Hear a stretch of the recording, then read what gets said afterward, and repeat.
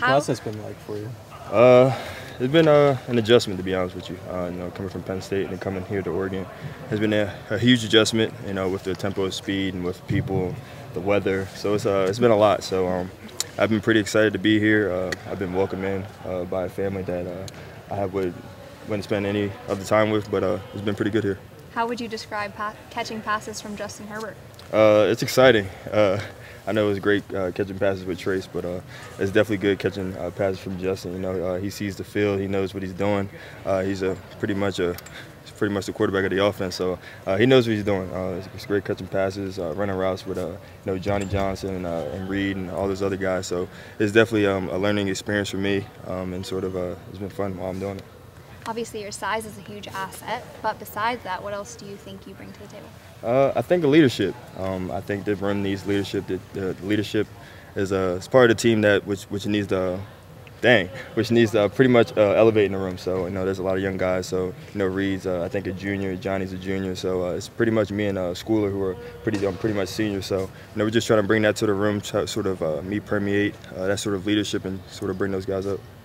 What have the coaches told you about, what kind of role you'll have on the field this upcoming season? That's up to you guys to decide. Honestly, I'm not going to release any depth chart or anything like that. But for me, I'm just sort of to be a leader. That's my sort of job here. Sort of come in, be a leader, bring that sort of energy to the room, energy to the team, and sort of bring those guys up so we can win a Pac-12 championship, national championship, those things. Taking one game at a time. Has there been anything that surprised you about Eugene? That it rains a lot. That's one thing that I'm sort of getting adjusted to. They said that the sun is going to come soon, but it rains a lot here. So that's sort of a huge adjustment from coming from the snow to the rain. So a lot of weather impact. So it's all right, though. I think your second practice was in front of fans up in Portland. What was it like? Yeah. It was fun. I guess I'm used to playing with a lot of people looking at me, so it wasn't too big of a deal. But it was definitely good for me to showcase some skills that pretty much a preview of what they're going to see to the season. So it was good to show a good showcase out there. There's 5 guys on the roster that have the last name Johnson. Yeah. What is your nickname? You can't even be JJ because there's already JJs. I know. I'm just Juwan right now. I'm sort of creating my own identity here. And Juju was sort of left at Penn State, I guess, for the most part. But right now, I'm sort of Juwan Johnson. I've heard 6, and that's sort of weird to me, just having a new number. I used to be 84 or 84, so number 6 is really new. I've got Ju a couple of times, so I got a lot of stuff going around, just trying to find my identity here and sort of pave my way. Dylan Mitchell obviously had a big year last year, and was leaned on heavily by Justin. Did that for sure loss of production factor into your decision to come here, or what were the factors? I guess you can say that. I guess the loss of production is what drew me here. Playing with Justin Herbert was also something that drew me here. A lot of factors factored into it, but I think the big part was just me taking the leap of faith, coming to the West Coast, being an East Coast boy, and just sort of finding my way around life, I guess. Sort of exploring and sort of trying something new to sort of, I guess, create my brand. Did you know Mario or any of the coaches before this process? Oh yeah, I knew Cristobal before. He recruited me when he was at Alabama, so I was very familiar with him.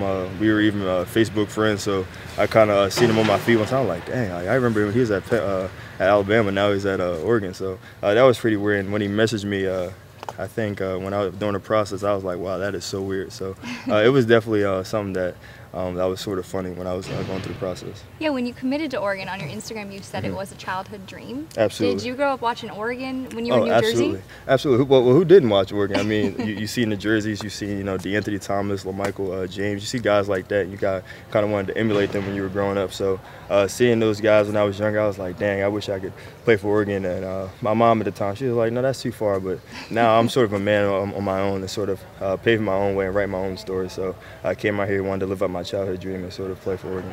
Which Oregon receiver did you look up to or emulate your game after? Josh Huff was kind of a guy that I liked back in the day. I wouldn't say he's old, but he did play for the Eagles, and he was close to home for me when he played for the Eagles. So that was definitely something that was funny for me. I was like, dang, he's out in Oregon now, he's close. But that's definitely something that somebody I looked up to when he was at Oregon.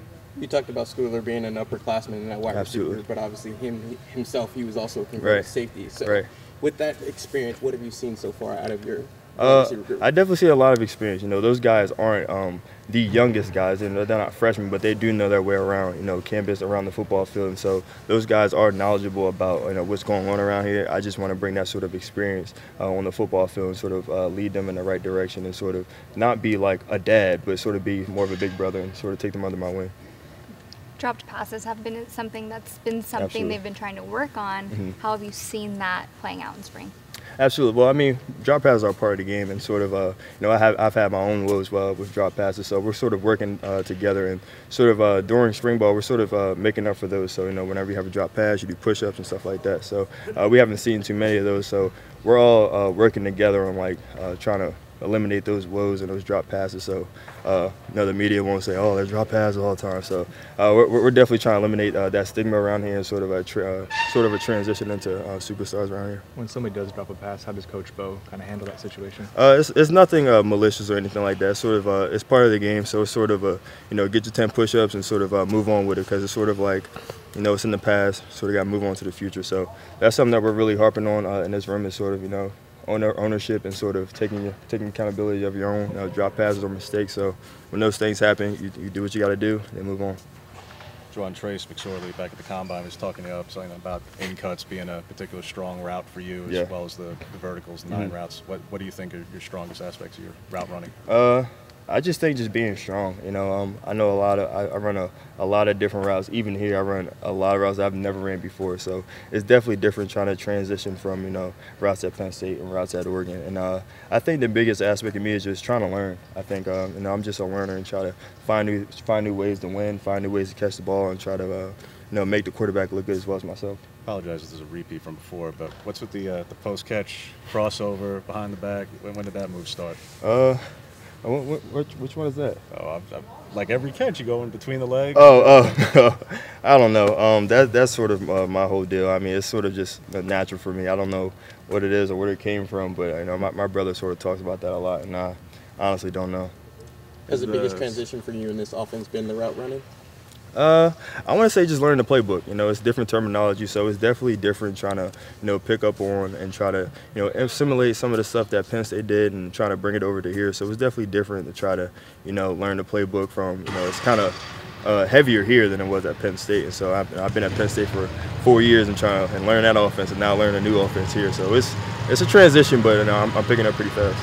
Off the field and on the field, are you and Justin Herbert trying to get to know each other a little bit better, develop some chemistry and connection? Absolutely. I mean, we were just at a volunteer event not too far away from here. It was about 10 minutes ago. We're at it. We were there, and so you know, we were coaches there. So you know, we had sort of a little thing there, and the guy asked us, "So why'd you come here, Juwan?" And it's sort of like, "Well, I came here to catch passes from Justin Herbert," and so it was sort of like a funny moment there. And so you know, we're kind of building a relationship. I'm trying to fill him out. He's trying to fill me out.